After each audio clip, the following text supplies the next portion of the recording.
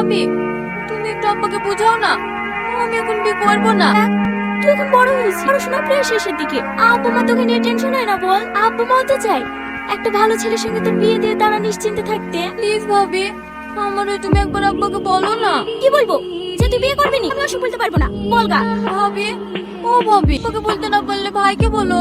দেখ, আব্বা ছেলেটাকে খুব পছন্দ, আর তাছাড়া ছেলেটাও নাকি সরকারি চাকরি করে। তাই বলছিল ওদের নাকি তোকে খুব পছন্দ হয়েছে। শুক্রবারে আমাদের বাড়িতে আসবে। সামনে শুক্রবারে আসবে? হ্যাঁ, তুই আর এই বিয়ে তো আমাদের করিসনি।